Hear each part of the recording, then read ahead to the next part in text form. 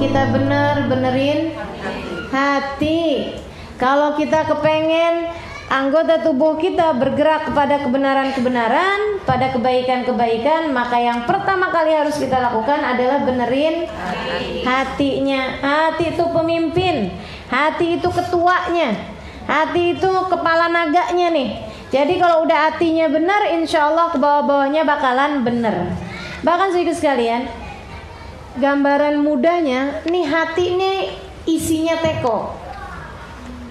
Hati itu adalah isinya teko. Ini badan kita nih kayak ibarat teko nih. Hati ini adalah isinya. Anggota tubuh itu yang dituangkan isinya teko itu.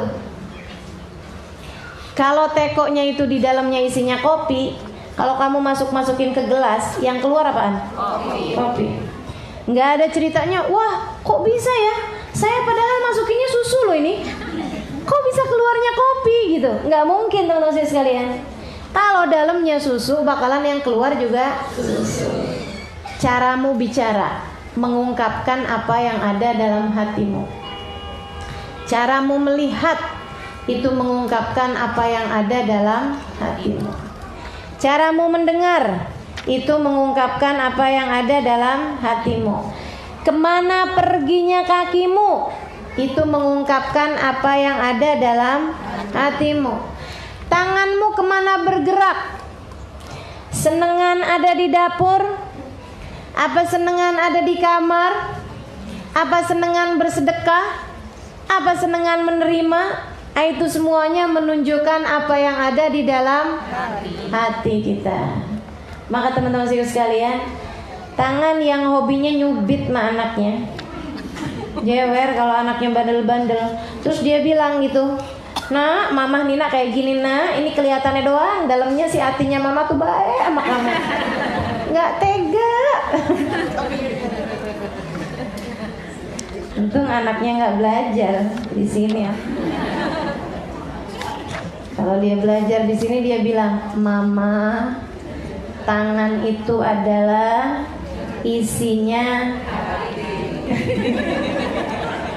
yang dituangkan sama hati mah. Kalau hati mama nggak tegaan, ya nggak bakalan juga. Nggak bakalan ngerjain hal-hal yang bisa begitu ya teman-teman sekalian. Itu makanya memang perlu banget namanya jagain hati. Kalau mau benerin anggota tubuhmu, pertama kali yang harus kamu benerin adalah hatimu. Kenapa? Yang pertama adalah karena hati adalah pusat, hati adalah kepala, hati adalah pemimpin dari seluruh anggota tubuh. Siapa yang hatinya benar, maka anggota tubuh yang lain akan menjadi benar. Kemudian teman-teman sekalian, kenapa hati itu mesti benar? Alasan yang keduanya adalah karena hati itu tempat pandangannya Allah Subhanahu wa taala. Yang Allah lihat dari diri kita nih hati loh. Ini nih ya, sama-sama duduk di sini, nilainya bisa beda-beda. Sama-sama duduk di sini, nilainya bisa beda-beda. Apa yang bikin beda? Dua hal. Yang pertama niat. Sebab innamal a'malu binniyat. Jadi yang pertama niat datangnya ke sini mau buat apa? Itu penting. Yang niat datang ke sini mau belajar, pengen dengerin kebaikan, pengen tahu caranya jadi hamba Allah yang lebih soleha, pengen pelajari ilmu agama dan lain sebagainya, gitu ya. Niatnya tentu saja lebih besar pahalanya dibandingkan dengan orang yang niatnya ngindarin suami, ruwet rumah, biar nggak kelihatan anak-anak yang bikin pegel.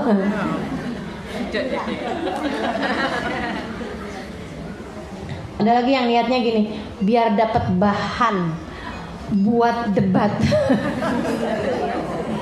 Niat dari ridho Allah. Ya benar tuh ya.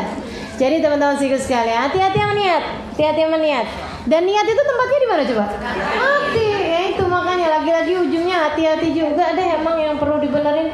Makanya emang benar-benar harus hati-hati sama hati. Ini ya. Jadi masalahnya adalah bahwa hati itu tempat pandangan Allah Subhanahu wa taala. Nah, yang kedua, sama-sama duduk di sini nih, nilainya nggak sama kan? Yang pertama dipengaruhi sama niat, yang kedua dipengaruhi sama hatimu. Ketika ada di sini, adanya di mana? Belum tentu yang ada di sini hatinya ada di sini. Iya. Ada yang lagi ada di dapur rumahnya dia, gitu ya. Nanti habis ini mau masak apa, nanti sore mau kemana gitu. Ada yang hatinya lagi ada di pasar, ada yang hatinya lagi ada di toko baju. Segala macam nih yang ada dalam hatimu itu loh Allah Subhanahu wa taala menilainya dari sana. Sehingga sekalian, saya pernah dapat cerita, wallahu a'lam. Jadi salah satu dari gurunya Imam Al-Ghazali itu adalah seorang laki-laki yang dikenal di masyarakat bukan merupakan ulama, tapi itu merupakan salah satu dari gurunya Imam Ghazali. Jadi Imam Ghazali itu punya adik, teman-teman saya sekalian. Imam Ghazali udah mulai ngajar di semacam pondok pesantren gitu ya, tapi adiknya nggak pernah mau hadir. Setiap kali Imam Ghazali ngimamin, adiknya nggak pernah ikutan sholat berjamaah. Ini kan jadi pandangan murid-murid kan nggak bagus. Kenapa ya? Berantem kali, nggak akur kali, agak inian kali, ada masalah kali, gitu ya. Ini kayaknya jalannya beda-beda, kayak gitu. Masa sih tiap kali kakaknya ngimamin, adek nggak pernah ikutan? Kalau yang lain ngimamin, kadang-kadang dia suka ikut jamaahan. Tapi begitu kakaknya ngimamin, kagak ikut. Akhirnya satu hari Imam Ghazali ini mau negur adeknya, berasa takutnya dia nggak mau ikut. Jadi dia bilang cerita sama ibunya. Dia bilang, ini kayaknya si adek kenapa-napa nih, nggak enak nih saya sama orang-orang. Dia tuh kalau saya sholat dia nggak mau jadi makmum. Ibunya panggil adeknya, terus dia bilang, kenapa kamu nggak jamaah sama abang? Oh, habisnya kenapa? Enggak deh. Iya deh Mi, saya jamaah. Sholat, waktunya sholat, dia sholat berjamaah, ikut di saf yang pertama pula. Abangnya girang. Pas waktu salam si ade udah kagak ada. Tengah-tengah sholat keluar. Tambah lagi kan orang-orang kan tambah bingung gitu ya. Ya Allah, sekalinya ikut, malah tambahan di tengah sholat dia keluar mufarokoh gitu. Kenapa nih? Wow, tambah marah si kakak, abangnya nih. Akhirnya dipanggil adeknya. Kamu tuh deh, ya ampun, nggak bisa kayak orang-orang gitu, yang enak-enak aja gitu sama abangnya. Kamu kenapa tadi keluar dari sholat? Habisnya sholat kamu batal, kata adeknya. Maksud kamu? Iya, sholat kamu tuh batal di tengah-tengah tadi. Enggak kok, batal. Saya liatin, batal. Gimana batal maksud kamu? Saya lihat kamu tuh udah bercak-bercak darah, kayaknya darah mens. Hah? Jadi gimana saya mau ikut? Sholat kamu batal. Astagfirullah. Coba kamu inget-inget, tadi waktu sholat kamu inget-inget apa gitu. Ya Allah, bener banget. Saya tadi waktu sholat ngingetin hukumnya head buat perempuan. Kakaknya langsung yang, Dek, kamu ngaji sama siapa? Kamu ngaji sama siapa? Bilangin sama Syekh Fulan bin Fulan di kampung. Imam Ghazali kemudian pergi ke Syekh tersebut dan berguru kepada salah satu ulama itu ya. Jadi gitu teman-teman sekalian saya muliakan.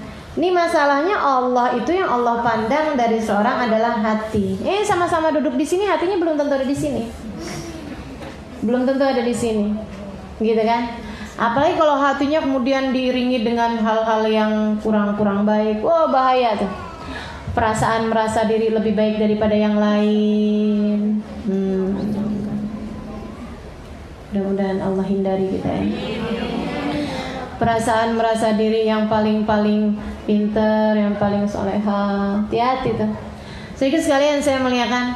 Atau misalnya gitu merasa ada kebencian dengan seseorang waktu majelis, gitu kan ya?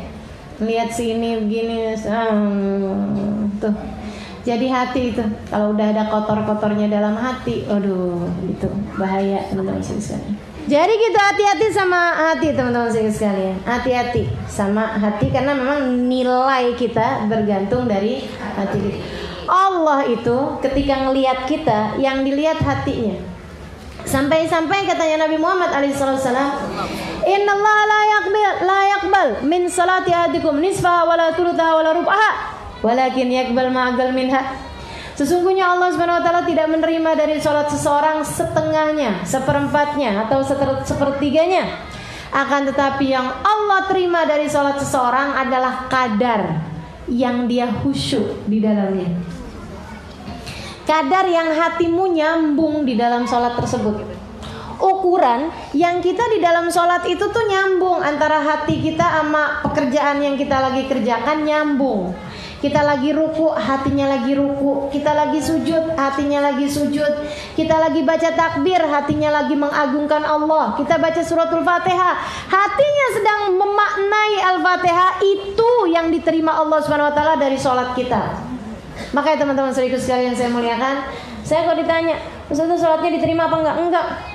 Sholat saya Halimah Ali terus, saya enggak lagi bilang sholat teman-teman. Saya sholatnya. Ustaz yakin enggak sholat Ustaz Halimah Ustaz diterima? Enggak. Jangankan yakin, menurut Ustaz sholat Ustaz diterima apa enggak? Enggak. Makanya kenapa saya berusaha untuk selalu mengerjakan sholatnya dengan berjamaah? Karena saya enggak percaya diri.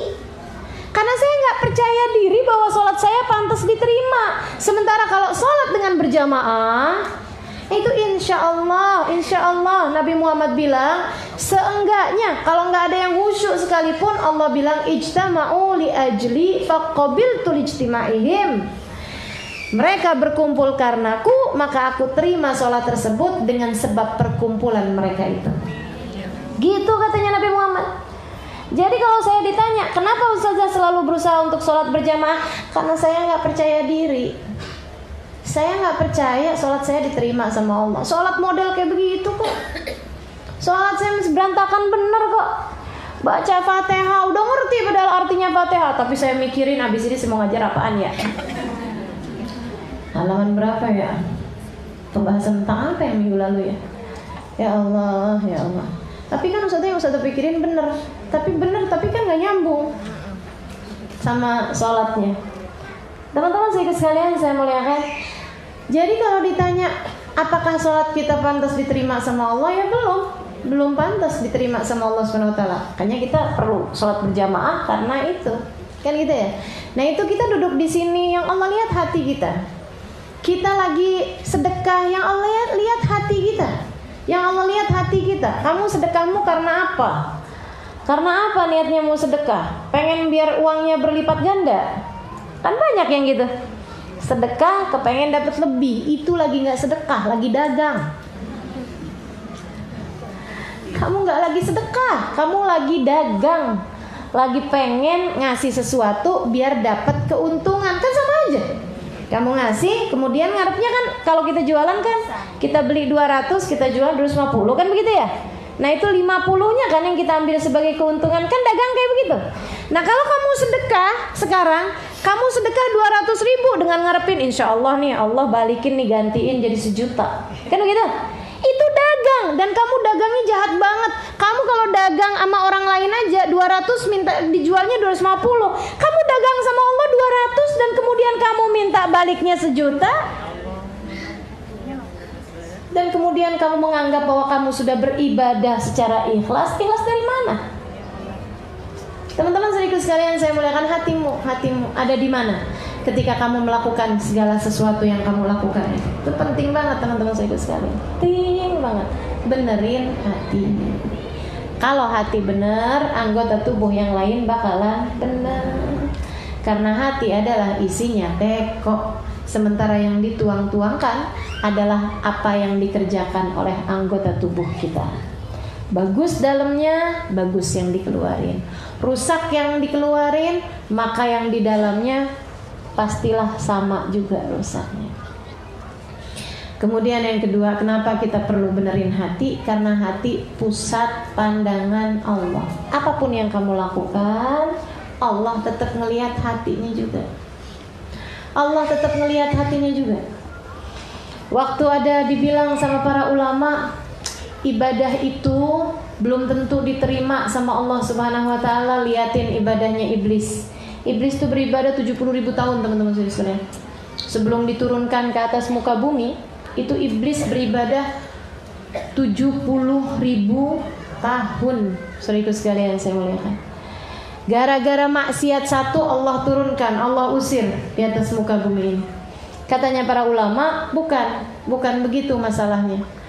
Tapi masalahnya ada pada iblis itu waktu ibadah 70 tahun, yang ibadah hanya anggota tubuhnya, hatinya tidak. Hatinya tidak diibadahin. Artinya gimana? Hatinya dibiarkan punya sombong, hatinya dibiarkan punya perasaan ujub, bangga sama diri sendiri. Hatinya dibiarin. Dan itu yang kemudian bikin iblis, Allah Subhanahu wa taala mau tunjukkan hakikatnya si iblis dengan dikasih saingan. Kan gitu ya? Ada nih, Allah ciptakan bangsa bukan dari malaikat, tapi bangsa manusia. Tapi biar kata dia bukan dari kelompok malaikat yang dari cahaya, iblis ini kan dia dari api. Api itu teman-teman saudara sekalian bercahaya tapi membakar. Api kan? Bercahaya apa enggak? Tapi membakar. Nah, iblis ini ngerasa malaikat lebih bagus daripada dia, karena malaikat terdiri dari cahaya. Cahaya menerangi tanpa membakar. Itu cahaya, menerangi tanpa membakar. Teman-teman sekalian, ketika kemudian diciptakan manusia dari apa? Dari tanah. Iblis kemudian ngerasa gitu kan, tanah, kita injek-injek, saya lebih bagus daripada dia. Kelihatanlah hakikatnya, aslinya kelihatan. Jadi ibu-ibu, teman-teman sekalian, hati-hati. Kalau di saat kamu berjumpa dengan teman-teman sesama majelis, kita ngerasanya, saya nih yang paling gak solehah kayaknya, saya paling bodoh kayaknya. Soalnya ini kan yang lain-lain ada yang ngajinya udah 5 tahun, ada yang bahkan dari sudah 5 baru pertama kali ngajar di sini udah mulai ngaji. Saya yang paling bodoh, saya yang paling nggak soleha gitu ya. Apalagi mengingat masa lalu saya begini begitu segala macam. Tapi giliran ketemu sama teman-temannya yang masih belum pada pakai jilbab, ngerasanya saya yang paling soleh, saya yang paling soleha, saya yang paling berilmu. Tuh orang, ya Allah bajunya ampun, neraka kayaknya tangan. Ini nih yang katanya malaikat gemes lihat dia nih model kayak begini nih. Astagfirullah. Kamu nggak beda sama siapa tadi yang saya ceritain? Iblis ketika tandingannya sama malaikat, dia bilang malaikat yang paling hebat. Saya nggak ada apa-apanya. Mereka diciptakan dari cahaya, saya diciptakan dari api. Segala kebaikan yang ada dalam api dimiliki oleh cahaya, tapi kebaikan dalam cahaya tidak dimiliki oleh api. Begitu ada ngelihat manusia, ngelihat Adam, ya, ngelihat Adam. Kalau ini bagusan saya lah dari dia. Itu kayak ibu-ibu kalau pas ngelihat yang auratnya terbuka gitu. Bagaimana menurutmu? Kita masih suka gitu kan? Kita masih suka gitu kan, teman-teman saya sekalian? Ketika ngelihat orang lain yang misalnya gitu, auratnya terbuka, sholatnya belum rapi, ibadahnya belum jelas, kita kemudian merasa bahwa saya lebih bagus daripada dia. Secara takwanya, kita langsung berasa bahwa surga diperuntukkan buat kita dan buat mereka adalah neraka. Hati-hati sama perasaan begituan, teman-teman sekalian. Itu hati, dan hati-hati, Allah melihat hatimu. Allah melihat hatimu. Ini si iblis nih. Iblis itu ngerjain taat dengan anggota tubuhnya, tapi durhaka dengan hatinya kepada Allah. Iblis lupa bahwasanya yang menciptakan Adam adalah Allah. Maka jangan pernah lupa bahwa orang-orang tetanggamu, teman-temanmu yang belum pakai jilbab, yang auratnya kelihatan kemana-mana, yang sholatnya belum rapi, mereka adalah hambanya Allah. Hambanya Allah. Nggak usah ngeliatin keadaan mereka sekarang, tapi semuanya sama-sama hambanya Allah. Dan sebagaimana semua hamba-hambanya Allah jalanin hidup di dunia ini, semuanya masih jalanin ujian, teman-teman sekalian. Hasil ujiannya belum jelas. Nanti kalau hasil ujianmu udah jelas, silahkan kamu berbangga dengan dirimu. Kalau kamu ternyata selamat dan kemudian mereka nggak selamat, baru silakan bilang saya lebih baik daripada kamu. Kapan itu? Tar kalau kamu bisa lewat Shirathul Mustaqim dengan selamat. Tar kalau kamu ternyata bisa masuk surga, bahkan boleh memilih dari pintu surga manapun yang kamu inginkan. Entar kalau tangan Nabi Muhammad terulur kepadamu dan kemudian berkata kamu adalah umatku. Entar kalau kamu dengar Allah Subhanahu wa taala berkata, aku telah ridha kepadamu, maka silahkan masuk ke dalam surgaku. Pada saat itulah silahkan menongakkan kepalamu, baik daripada kalian. Tapi sekarang selagi di dunia, teman-teman saudaraku sekalian, bahkan manusia yang paling bejat kamu lihat di atas muka bumi dalam pandanganmu, bisa jadi ia adalah calon kekasih Allah Subhanahu wa taala pada nantinya. Maka terhadap penjahat paling bejat sekalipun, pandanglah mereka dengan cara pandangnya Allah Subhanahu wa taala. Siapa yang pernah jamin kita bakalan selamat? Gak ada. Gak ada. Si iblis ibadah dengan anggota tubuhnya 70.000 tahun, teman-teman sekalian. Dan menjadi hal yang sia-sia ketika 70.000 tahun ibadahnya tersebut hanya sekedar anggota tubuh. Hatinya tidak pernah bisa ikut-ikutan tunduk kepada Allah Subhanahu wa taala. Hati-hati, sebab yang Allah lihat dari kita adalah hati. Ini bedanya kita sama para wali kan gitu. Bedanya kita sama hamba-hamba tercinta di sisi Allah kan gitu. Duh, kalau dengerin Habib Zain bilang, kalau dengerin para kekasih Allah Subhanahu wa taala bilang, Ubah bahiyat, ya Allah kalau ngomong emang beda. Mana kekasih Allah, mana yang sok-sokan jadi hamba taat kepada Allah tuh beda, teman-teman sekalian. Ubah bahiyat, disalamin, diciumin tangannya, ditarik.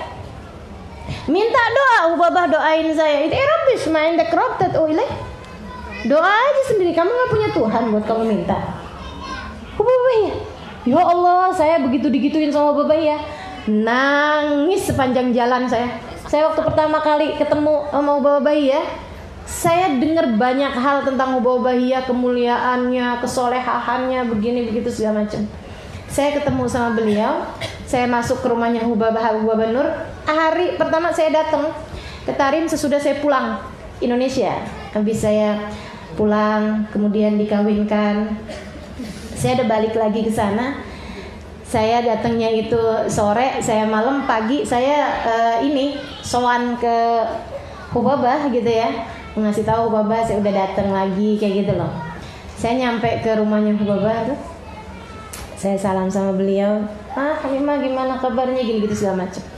Habis itu kemudian Hubabah bilang, saya mau hadir majelis nih nak, saya mau hadir majelis, Halimah kamu mau ikut? Dia bilang gitu. Saya bilang, saya ke gimana menurut Hubabah? Saya Darul Zahra aja apa? Ya udah nggak apa-apa. Dia bilang kamu pulang aja ke Darul Zahra. Terus Hubabah bilang gini, oh iya, saya belum cerita sama kamu. Saya juga baru pulang dari Oman dan saya bawa mutiaranya Oman. Ini Hubabah Nur, perempuan sangat solehah. Bahkan kalau saya bilang salah satu dari perempuan paling solehah yang pernah saya temui. Dan beliau bisa bilang bahwa saya datang dari Oman dan kita bawa mutiaranya Oman, berliannya Oman, Jawharat Oman, ma'ana katanya Hubabah gitu. Saya bilang maksudnya Hubabah bahiyah ma'ana Halimah, Hubabah bahiyah ma'ana. Itu sambil girangnya Hubabah kayak apa? Hubabah bahiyah sekarang lagi sama kita nih, Halimah Hubabah bahiyah datang nih, ada di sini sekarang. Saya jadi ikut-ikutan berbinar-binar mata saya. Orang yang sama guru saya dimuliakannya kayak begitu, seseorang yang guru saya sebagai mutiara paling berkilau, permata paling berkilau, bisa berkata bahwa ini adalah mutiara yang paling berkilau, kita bawa. Gimana nggak saya jadi yang ketemu kayak orang mau ketemu sama idolanya gitu ya. Nih ibu-ibu mengidolakan siapa sih? Enggak siapa gitu. Adik-adik tuh loh mengidolakan artis Korea kayak gitu-gitu kan ya. Itu kan kalau pas mau ketemu kan belum udah yang deg-degan, udah yang wah teriak-teriak kan gitu ya. Ibu-ibu ketemu saya biasa aja nggak ada yang teriak. Oh biasa teriak juga. Ya, jangan ya. Jadi saya udah apa sih namanya, berbinar-binar mata saya, hati saya berbunga-bunga, apalah bahasanya, karena mau ketemu sama seorang yang sangat saya kagumi. Dan bukan kali pertama saya dengar tentang Hubabah Nur. Semua tentang Hubabah Bahiyah dari Hubabah Nur saya sering dengar dari Habib Umar, bahkan dari Hubabah Nur, bahkan dari semua orang-orang Oman. Selalu ceritanya tentang Hubabah Bahiyah, enggak ada yang enggak bagus. Semua keindahan, semua kesolehan, semua kemuliaan, semua deh gitu. Doa mustajab ini apa semua ada pada Hubabah Bahiyah. Bahkan saya pernah dengar Habib Abdul Qadir bin Ahmad bilang, ma fi dunya mithal Bahiyah. Enggak ada di dunia ini perempuan kayak Bahiyah. Gimana saya enggak deg-degan mau ketemu sama beliau? Kata Hubabah Bahiyah, kamu mau ketemu? Iyalah. Gitu kan. Yes please gitu ya. Iya Hubabah, di mana Hubabah Bahiyah, saya bilang. Kata Hubabah Nur, tuh di mobil kayaknya udah nungguin, kita udah mau berangkat katanya gitu. Saya pun dengan nian gitu kan datang ke mobil. Saya buka pintu mobil, saya raih tangannya Hubabah Bahiyah, saya bilang, Hubabah, sami'ti anki kathir. Saya bilang, Hubabah, saya udah sering banget dengar tentang Hubabah Bahiyah. Masya Allah Hubabah, Allah mudahkan saya buat ketemu sama ya Allah, senangnya saya. Saya tarik tangannya, ditarik balik sama Hubabah. Saya udah itu ya kayak yang mengkeret tuh ya.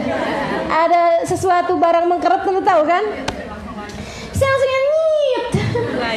Aduh, kecil saya waktu itu kecil loh badannya. Tambah digituin, tambah mengkeret lagi. Habis gitu terus udah masih tahan hati kan. Saya bilang, ini Hubabah, ini doain saya bilang. Doain saya, doain buat saya. Saya doa baik, doain saya. Hubabah tuh ngeliatin saya gitu. Terus gini ngomongnya, itu Arabish. Doa aja sendiri sama Tuhan kamu. Mafish ma'akrab, kamu gak punya Tuhan buat kamu doa.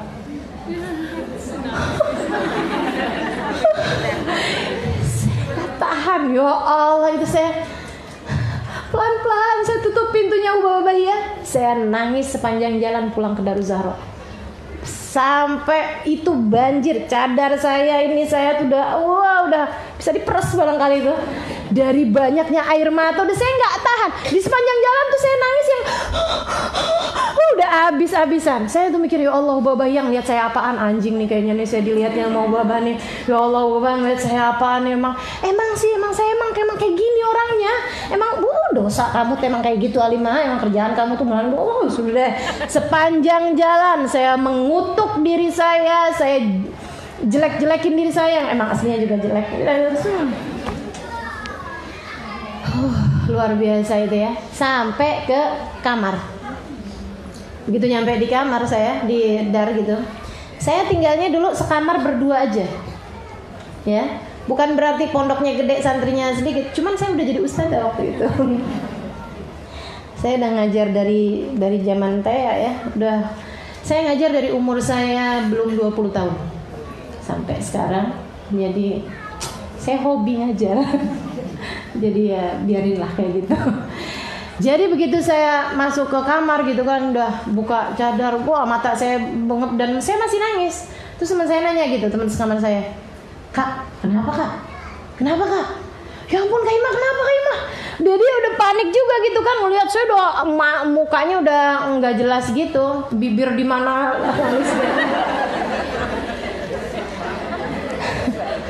udah nggak jelas. Terus dia nanya gitu, kenapa Kak? Udah saya mulai dia tenangin gitu, udah saya kasih minum ini apa segala macem.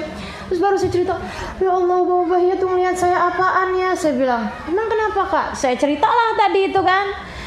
Terus teman saya yang saya ceritain malah ketawa dia, bukannya bersimpati, berempati kepada temennya ini ya, sahabatnya, malah ketawa gitu ngakak. tuh Kak, udah berapa kali kan kesini, katanya gitu. Itu kalau kesini suruh jadi imam nggak mau, suruh doa nggak mau, baca fatihah nggak mau. Kak Iman tuh nggak kemarin kan ada acara hadrah, Hubabah Nur bikin bait syair buat muji Hubabah Bahiyah. Udah waktu dibacain nih, kamu adalah cahaya paling berkilau pada zaman ini, engkau adalah Hubabah Bahiyah hadir di situ. Hubabah masih ketawa-ketawa aja gitu. Mungkin yang dibayangin sama Hubabah Bahiyah Sayyidah Khadijah, Sayyidah Fatimah itu ya, atau yang dibayangin sama Hubabah Bahiyah siapapun yang ada di situ tapi bukan dirinya. Keren ya, nata hatinya ya, hebat ya.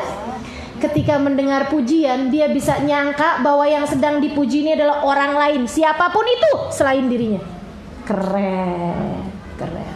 Ini jagain hatinya sampai bener-bener banget, teman-teman sekalian. Habis itu kemudian dia bilang begitu, Hubabah Nur bilang, anti bahiyah ka ismiki bahiyah. Kamu adalah bahiyah karena namamu memang bahiyah. Hubabah Bahiyah baru paham kalau yang dimaksud adalah beliau. Begitu dia paham, rasa-rasanya tuh kayak pengen ngeludahin diri sendiri gitu loh.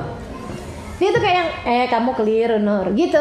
Tapi Hubabah Bahiyah menunjukkan itu dengan cara beliau berdiri kemudian bilang, apa sih, kamu nggak tahu saya kayak kurang lebih kayak gitu. Beliau kemudian keluar begitu aja dari majelis dan nggak balik lagi, ninggalin begitu aja majelisnya gitu. Kamu nggak tahu siapa saya, kayak gitu loh teman-teman sekalian. Saya jadinya tuh langsung yang, oh emang gitu Hubabah Bahiyah. Oke lah, kalau gitu saya nangis tadi gimana tuh? Bagus juga sih ya, saya ngelihat diri saya dengan benar kala itu, malah dengan jernih gitu. Jadi akhirnya teman-teman sekalian, ya Allah, itu orang benar-benar. Sampai kemudian saya mikir gitu, gimana ya caranya? Saya tuh kalau merasa ada orang perempuan mulia, orang mulia gitu, saya nggak bisa deket sama beliau, seenggaknya saya nggak bisa dapat doanya, atau saya nggak bisa dapat ilmunya, saya nggak bisa, karena saya nggak deket sama beliau, saya pastilah rugi banget gitu. Saya ngerasanya kayak orang yang saya hidup di zamannya Nabi Muhammad, atau saya hidup di zamannya ini saya jadi siapa ya kalau hidup zaman itu dan tidak mau mendekat kepada orang-orang soleh seperti Sayyidah Khadijah, seperti Sayyidah Aisyah. Pasti saya adalah orang-orang yang saya nggak benar pastinya, tapi lebih nggak benar lagi kalau kita sebagai orang yang nggak benar nggak mau mendekat kepada orang benar. Benar nggak? Betul nggak? Jadi akhirnya saya berusaha benar tuh. Ini gimana caranya ya mau deketin Hubabah Bahiyah nih. Habis saya ngerti, saya pelajarin gitu. Oh, Hubabah Bahiyah kayak gitu karena tawadhu. Merasa dirinya bukan siapa-siapa. Beliau adalah permata yang menyangka dirinya debu belaka. Kita nih suka kebalik-balik. Kita nih debu remahan roti yang menyangka dirinya adalah batu. Sedih lihat diri-diri kita nih ya. Ya Allah. Saya sampai suka mikir gitu. Kalau saya ketemu diri saya ludahin. Jijik bener saya sama diri saya ini. Jadi akhirnya teman-teman sekalian, saya pelajarin gitu. Orang kalau tawadhu, saya bayangin kalau saya tawadhu, karena bukan orang tawadhu, saya bayangin kalau saya tawadhu, saya melihat diri saya bukan sesiapa, saya akan senang kalau ngadepin orang yang kayak gimana. Saya akan senang gitu ketika ngadepin orang kayak gimana. Oh, saya tahu. Baiklah. Akhirnya kemudian Hubabah Bahiyah kapan hari datang ke Daruzahra. Beliau senang tuh datang ke Daruzahra. Saya samperin Hubabah. Saya bilang, Hubabah, semoga Allah ampunin semua dosa Hubabah. Gaya nggak? Nggak saya.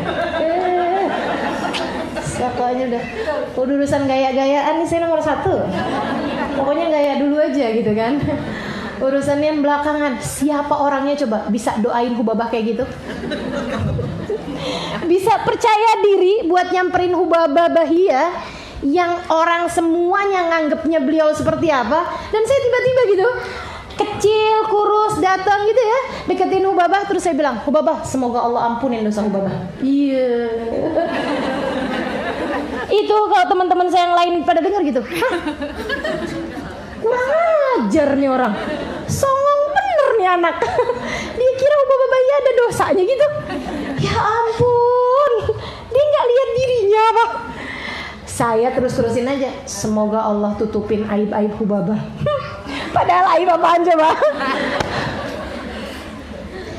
Semoga Allah bukakan pintu kebaikan buat Hubabah. Semoga Allah selalu pandang Hubabah dengan pandangan kasih sayangnya. Semoga Allah semakin cinta sama Hubabah. Nabi Muhammad melihatmu Hubabah dengan pandangan penuh kasih sayang begini-begini. Itu Hubabah ya dari yang pertama kali saya. Semoga Allah ampunin dosa Hubabah. Hubabah langsung gini. Siapa nih gitu? Siapa gitu orangnya gitu ya? Bisa doain beliau gitu. Maksudnya kan dia ngeliat dirinya kan bukan siapa kan? Coba gitu. Ya Allah nih orang baik banget mau doain saya gitu kali ya?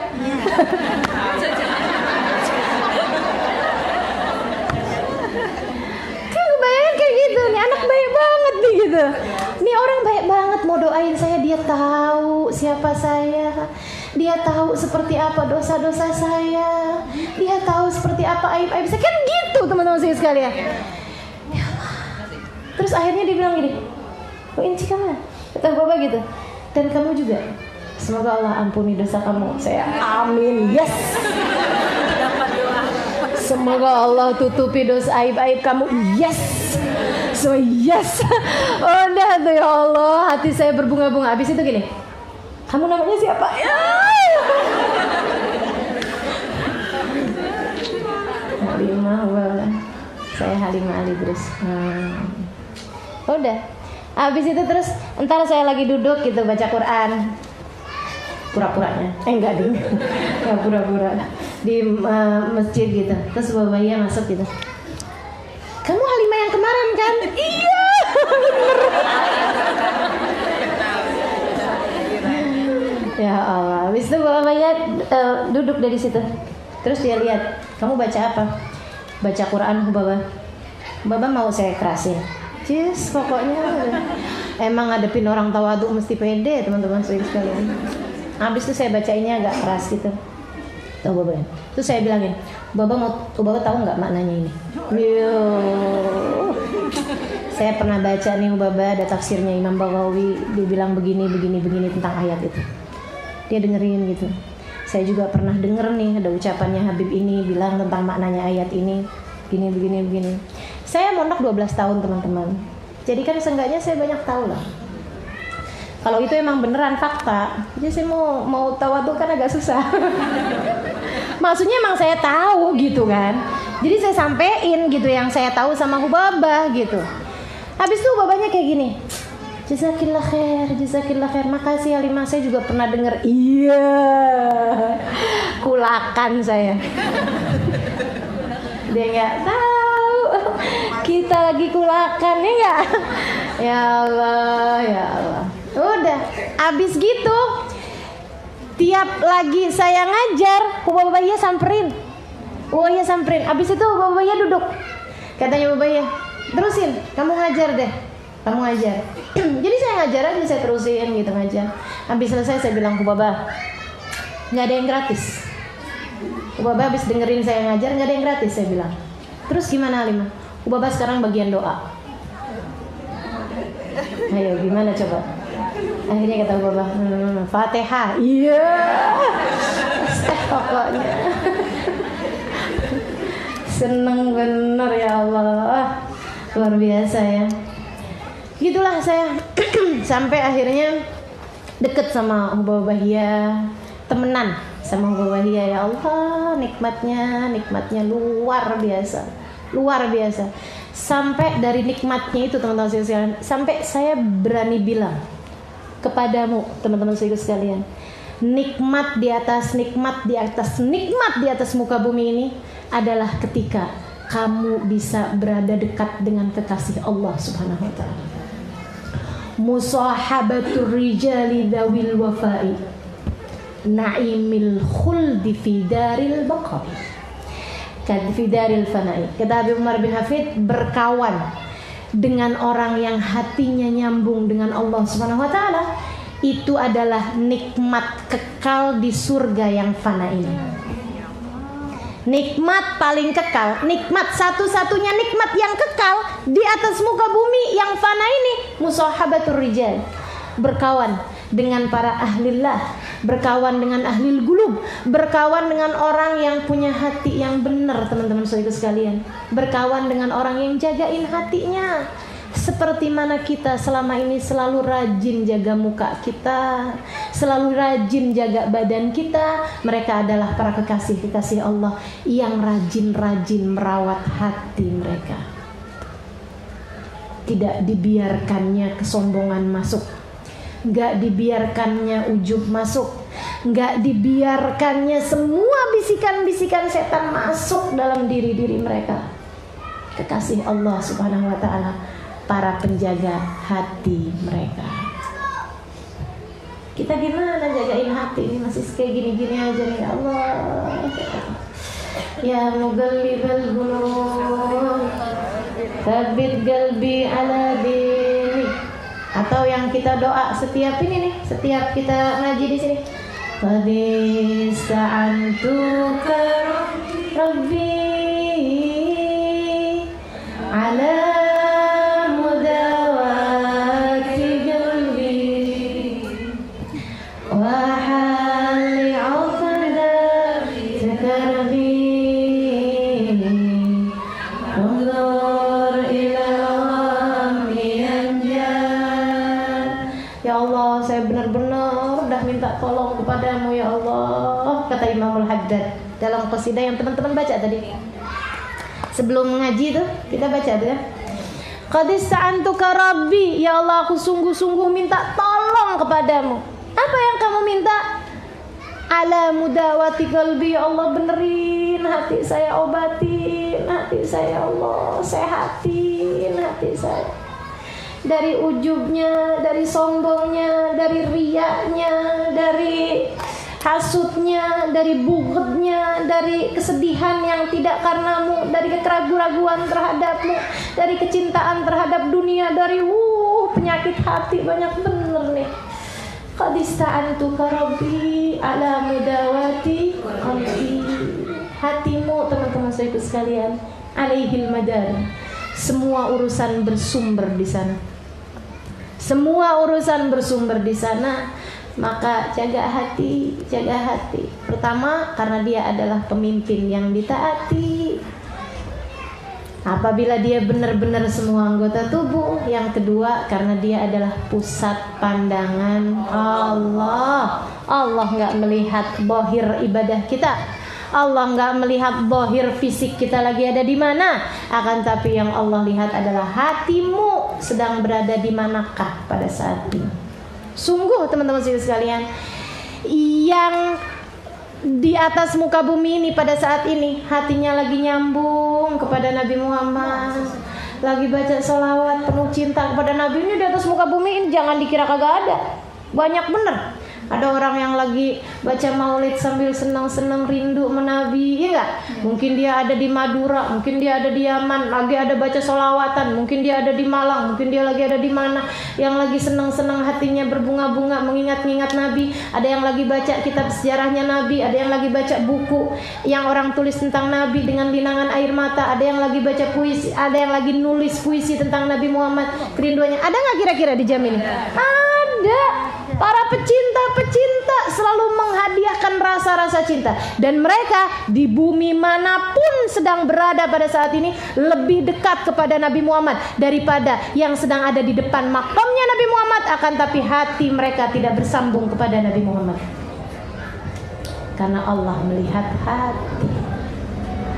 Maka yang lagi ada di sini tapi hatinya lagi mengingat Allah, lagi mengingat betapa busuknya hatinya, betapa inginnya dia untuk menjadi hamba Allah yang soleha, betapa tidak berharganya dirinya sesungguhnya. Akan tapi Allah masih begitu baik menghadirkan kita lagi dan lagi bersama dengan orang-orang baik di majelis-majelis yang mulia seperti ini.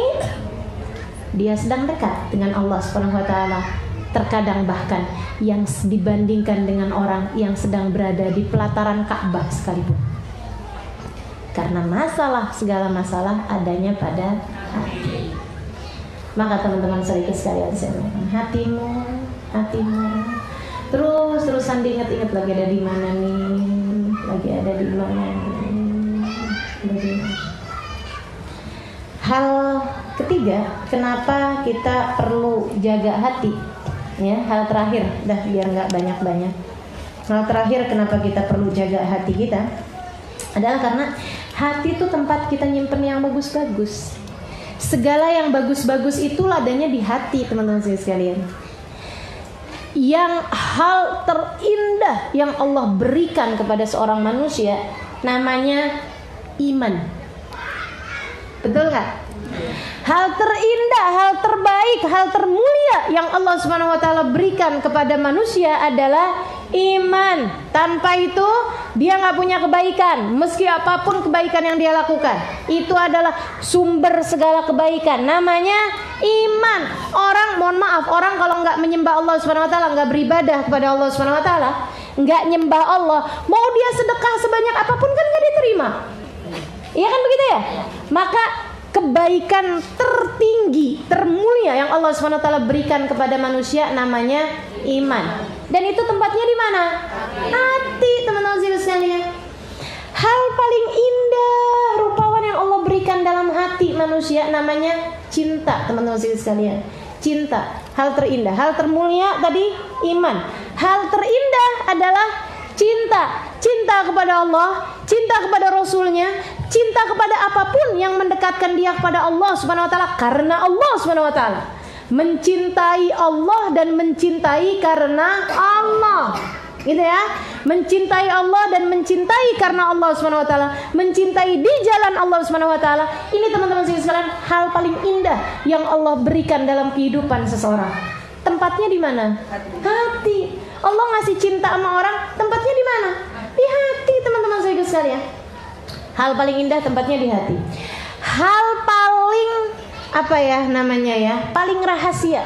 Jadi hanya diberikan kepada kelas-kelas atas dari hamba tercinta. Allah tuh kalau lagi cinta sama seorang gitu ya, Allah bakalan kasih hadiah berupa itu. Apa namanya? Ikhlas. Sir min asrarillah, katanya Nabi Muhammad SAW. Al-ikhlas sir min asrari, kata Allah dalam hadis qudsi. Lan ada'ahu illa fi qulubil mahbubina min ibadi. Ikhlas adalah rahasia dari rahasia-rahasiaku, tidak akan aku berikan kecuali kepada hamba-hamba yang tercinta di sisiku. Teman-teman sekalian, ikhlas sebagai karunia yang paling apa ya? Tadi paling mulia, tadi paling tinggi sekarang. Tadi paling mulia, tadi paling indah, sekarang paling tinggi. Pemberian Allah yang paling tinggi namanya ikhlas. Tempatnya di mana? Hati, saudaraku sekalian. Tempatnya di hati. Yang namanya ikhlas di hati, yang namanya cinta di hati, yang namanya iman tempatnya di hati, takwa tempatnya di hati. Tidak berharap kecuali kepada Allah, roja tempatnya di mana? Hati. Yang namanya sabar tempatnya di mana? Hati. Yang innama yulaqas sabirun, innama apa tuh? Innama yulaqas sabirun ajrahum bighairi hisab. Sungguhnya Allah Subhanahu wa taala innama yuwaffas sabiruna ajrahum bighairi hisab. Sungguhnya Allah akan penuhi pahalanya orang-orang yang bersabar tanpa ada hitungan. Sabar tempatnya di mana? Hati, dari itu sekalian. Makanya orang kalau mau nyabarin diri kan sambil ngurut-ngurut.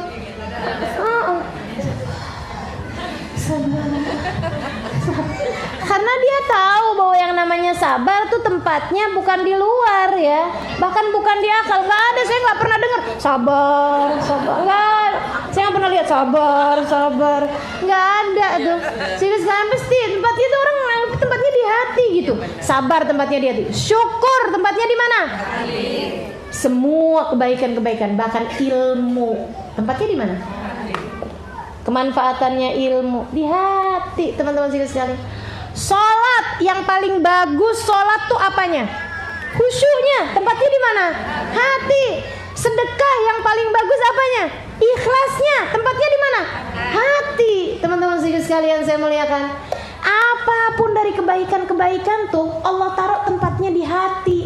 Hati adalah simpenan tempat segala kebaikan-kebaikan. Itu wadah benar-benar bagus banget. Sampai Allah tuh kalau mau naruh perkara-perkara yang bagus, naruhnya di hati. Bukankah sangat penting buat dijagain? Tapi ada banyak dari kita nih teman-teman sekalian, suka malah naruhin di hati sampah-sampah. Omongannya orang yang gak enak 10 tahun yang lalu disimpan menjadi hati.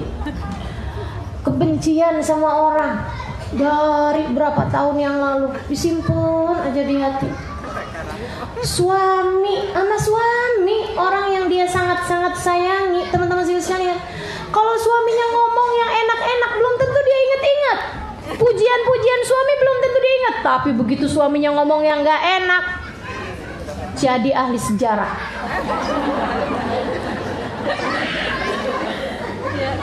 Bang, kamu tuh dulu pernah ngomong kayak begini sama saya.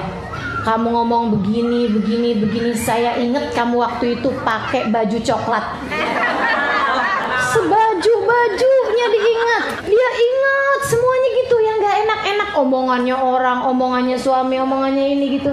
Teman-teman sekalian, hatimu bukan tempat sampah. Andai hatimu tempat sampah sekalipun, kamu harusnya keluarin isinya. Betul gak? Ama sampah aja kita gak akan biarkan seminggu, teman-teman sekalian. Ama sampah kamu gak akan biarin seminggu. Dan kenapa kamu biarkan sampah di hatimu sampai puluhan tahun lamanya? Apalagi jika kamu tahu hati tempat yang seharusnya kita simpankan segala kebaikan-kebaikan. Karena memang Allah hanya akan meletakkan kebaikan tersebut di dalam hati kita. Ayo dah teman-teman. Itu ya, yang gak bisa maafin salahnya orang, itu nyimpen barang busuk dalam ruang hatinya berapa tahun lamanya. Cukup teman-teman sekalian, cukup. Bilang sama dirimu, cukup sudah. Saya akan keluarin semua sampah-sampah yang ada dalam hati saya. Biar nanti Allah letakkan kehusyuan dalam sholat. Biar nanti Allah letakkan iman dalam hati saya. Biar nanti Allah letakkan cinta dalam hati saya. Semoga saja Allah nanti mau meletakkan ikhlas dalam hati saya sesudah saya berhasil mengeluarkan itu semua. Sebab teman-teman sekalian, sama halnya dengan tempat yang busuk, tempat ada kotorannya. Ada yang mau nggak ngeletakin berlian di situ? Nggak mau, suruh bersihin dulu. Maka hati kita tuh, kalau kita bilang, ya Allah karuniakanlah kehusyuan dalam sholat, saking nggak dengar aja jawabannya. Gimana mau saya taruhin khusyuk dalam hati kamu? Hati kamu isinya kebencian, iri dengki sama orang, rasa nggak mau maafin orang, dendam ini itu apa segala macam. Oh susah teman-teman sekalian. Jangankan khusyuk dalam sholat yang merupakan maghrib. Nih ya, ilmu di sini nih yang kita dapat nih, bisa bertahan apa enggak, bisa kita amalin apa enggak, semuanya erat terkait sama apa yang ada dalam hati kita. Saudaraku sekalian, sungguh orang yang sudah bisa bikin bersih hatinya nggak perlu ngaji tiap Kamis sebenarnya. Nggak perlu ngaji tiap Kamis. Andai kita nih udah bersih hatinya nih, saudaraku sekalian saya muliakan, sebulan sekali ngaji udah cukup. Bahkan ada yang setahun sekali ngaji udah cukup. Makanya kau tanyain, kenapa sih kamu rajin mulu ngaji gitu? Iya, hatinya belum bersih juga. Iya enggak? Hati kita belum bersih juga. Makanya enggak bertahan lama, teman-teman sekalian. Enggak bertahan lama. Ilmu kita enggak tahan lama. Ingatan kita enggak tahan lama. Manfaat dari ilmu kita enggak tahan lama. Semuanya disebabkan karena sampah yang kotor yang terus ada dalam hati kita. Bahkan barangkali ini kayaknya kekotoran hati ini udah sampai menggunung rasanya. Sampah-sampahnya udah menggunung, belum bisa didik hati kita ya. Nah, seenggaknya barengan sama Imamul Haddad yang bahas mengenai hati. Yuk kita niati. Ayo kita bilangin sama diri kita, cukup sudah. Kekesalan, dendam, suudzon, iri dengki, permusuhan dalam hati cukup sudah. Ya Allah, saya mengeluarkan semuanya, saya maafin semuanya, saya relakan semuanya. Ya Allah, semua yang pernah berbuat salah kepada saya, yang kemarin saya ingat dengan perasaan penuh kekesalan. Ya Allah, sekarang juga saya telah memaafkan mereka semuanya. Maafkanlah mereka semuanya ya Allah. Maafin mereka semua. Keluarin teman-teman sekalian, keluarin. Nggak ada pentingnya. Sayangi hatimu. sayangi hatinya. Kalau kamu ngerasa saya nggak bisa maafin dia, itu kamu nggak sayang sama hatinya sendiri. Sampah dibiarin ada dalam hati kita. Ngapain? Nggak gitu ya. Cukup kita disiksa sama kesalahan hati kita, sama sampah hati kita. Udah cukup teman-teman sekalian, udah cukup. Mau berapa tahun lagi?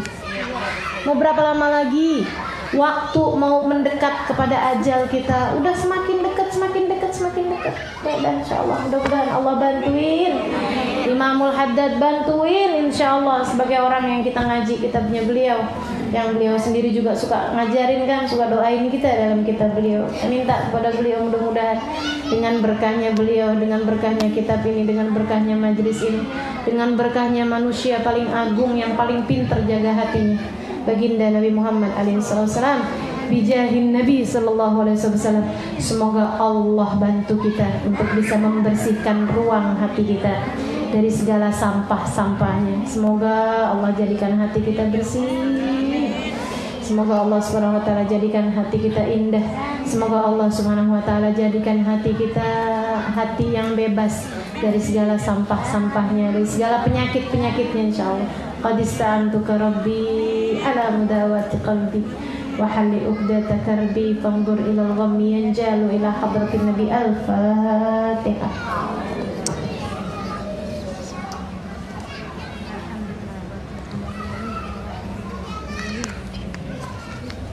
Iyyaka na'budu wa iyyaka nasta'in ihdinas siratal mustaqim siratal ladzina an'amta 'alaihim ghairil maghdubi 'alaihim waladdallin. Taqabbalallahu minna wa minkum taqabbal.